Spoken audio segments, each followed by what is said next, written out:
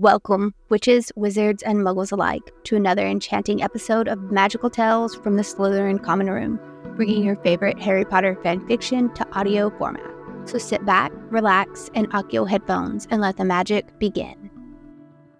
Two Weddings and a Manhunt by Deydralinne, Chapter 21, September 28th, 2003. Hermione was leaning against the island counter, a cup of freshly brewed coffee in her hands, the prophet spread out before her. Draco noticed that she had already placed his favorite mug next to the coffee pot for him. "Hey, are you busy this morning? I was thinking of heading to the markets. Would you like to accompany me?" she asked without looking up. Draco hummed for a moment. What time would you want to go?" "I was thinking around 9. He turned to face her while sipping his coffee. "I should have time for that. Can you read the business section out loud for me while I eat breakfast?" She raised an eyebrow but nodded at him all the same. "Excellent," Draco smirked. Draco stepped up close to her, their bodies brushing lightly against each other. He reached down and flipped the prophet to the business pages. "Draco, I wasn't done with the article on the centaurs, and you haven't even made your breakfast," Hermione grumbled. Draco pointed to the article he wanted her to read. She rolled her eyes and looked down to read it. His fingers reached out and gripped her hips, slowly lowering her pajama shorts. "Draco," she squealed, "what are you doing?" Draco stared down at her, pulling her closer. "Having breakfast," he breathed, lowering his lips to brush against her shoulder before sitting down against the kitchen counter. His fingers traced up the inside of her right leg before lifting it and placing it over his shoulder. Hermione let out a breathy moan as he excelled against her center. "You're not reading, Hermione. It's very important you don't stop reading, and don't skip any." The tip of Draco's tongue barely made contact with her as he teased a line up her slit to the peak of her clit, gently running 2 fingers through the rapidly growing arousal at her core before pushing them into her. Above him, he heard her smack her hands down on the counter.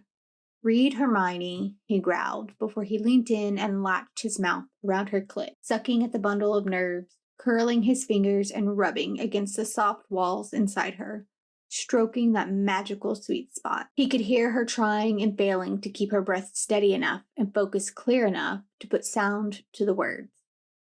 Against his thigh, his hardening cock twitched. He needed more of her moans, more of her juices flowing over his fingers and tongue. Inside, he could already feel tiny flutters of her building orgasm. He continued to build his speed.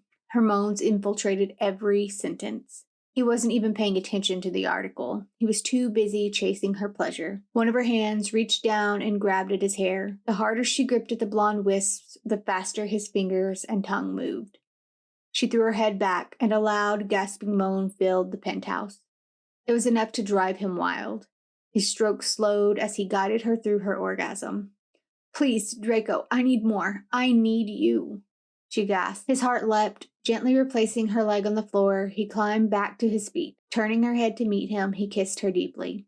One hand reached down to grab her thigh after extracting himself, lifting it up sideways to the rest of the edge of the counter. His other hand gripped the base of his cock, sliding it back and forth through her arousal. "Please, Draco," she moaned. The tone in her voice was enough to have him snapping his hips forward in one firm motion until he was fully seated inside her. He heard her gasp as she tried to adjust to him. He should have taken it slower, given her time to stretch at his size. "Fuck," he hissed against her shoulder.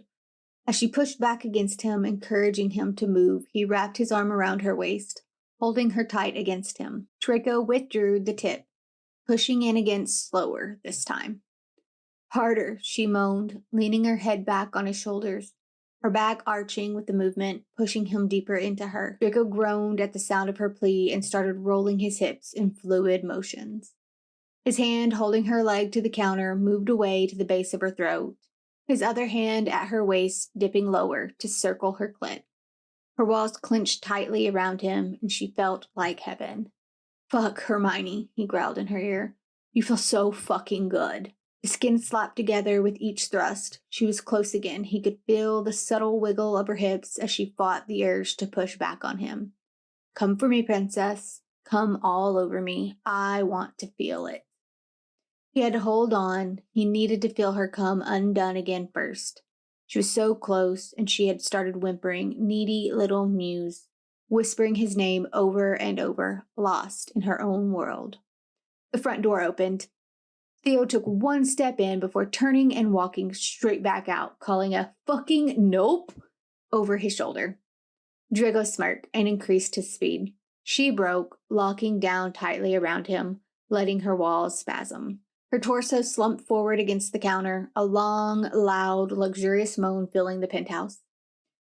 Draco moved his hands to her hips with a near-bruising pressure, his own loud groan mixing with the sound of hers as he thrust one last time deeper before he spilt inside of her. Silently, Draco cursed himself because that hadn't been how he meant their first time together to go. He had meant for it to be more than a quickie in the kitchen, regardless of how much he had enjoyed it. Was that Theo before? Hermione frowned at the front door. What was he doing here? Draco chuckled. Yes, and I have no idea, though I don't think he's going to barge in without knocking first again. He turned her into a snuggle against him, placing gentle kisses on her lips, one hand holding the back of her head. Good morning, all right, she said with a smirk. He waited until she had waved a quick cleaning charm and donned her clothes before walking to the door and yanking it open. Theo was on the other side of the hall with his fingers in his ears, singing la la la la la la la over and over to himself. Draco watched with an amused smirk and raised an eyebrow at him. Theo spotted Draco and immediately reddened before he barged into the apartment. Malfoys, more than I wanted to see of either of you at 8 a.m, Theo mumbled. Hermione, who was still standing at the counter where Draco had just fucked her, snorted. Maybe you should try knocking first then. What's up? Fair play, and noted for future reference. I need you. Theo looked at her pointedly. Draco laughed and went to retrieve his coffee mug. Hermione smirked at their curly-haired friend. Oh, Theo, I'm flattered, but I'm a married woman. Theo gave her a withering look. You've been around that one too long. He jabbed his finger in Draco's direction. No, I need you to give me advice on some purchases I intend to make. Draco and Hermione exchanged a look. We're heading to the market in a minute. You can come with us. I have a meeting to get to afterwards anyways. So Hermione will be all yours for retail advice. The markets were stuffed full of muggles and the scent of dozens of different flowers, sweet-smelling fruits, and cured meats. Draco watched as Hermione tucked her hair behind her ear, smiling at the stall-keeper in front of her, inquiring about a jar of homemade jam. The lingering summer heat had faded, but the chill of autumn hadn't quite kicked in yet. In Draco's opinion, Hermione looked simply angelic in her cream and floral sundress, a white cardigan keeping her safe from the harshest of the winds. Something the stall owner said made a bright laugh filter out of her mouth. Theo, who was looking from Draco to Hermione, let out a low whistle, which pulled Draco out of his head to look down and see Theo looking at him with amused eyes. Congratulations on your wedding, man. I'm really happy for you, Theo offered up genuinely. That was months ago, you idiot. You were there, Draco drawled. Yeah, Theo nodded, checking that they were still out of earshot. But now you mean it. Draco stared at him for a long moment. It hadn't been phrased like a question, and Draco knew it wasn't. But he found himself giving a small, unsure nod anyways. He didn't know if it was a good idea to tell his friend that when there was still a chance Hermione might decide to leave anyways. Theo gave a pat on Draco's arm and wandered off to rejoin Hermione, who was now negotiating over some oranges. Draco lurched forward to carry them, placing them in a basket that Hermione had brought with them along with the jam. She smiled her appreciation. He watched silently as Hermione joked with Theo, discussing the upcoming charity game of Quidditch that Ginny had pulled her into and argued over the brilliance of Jane Austen's writing. She was years ahead of her time. You have to understand that Muggle women in that time didn't have the same level of freedom and choices that they do now, Hermione ranted passionately.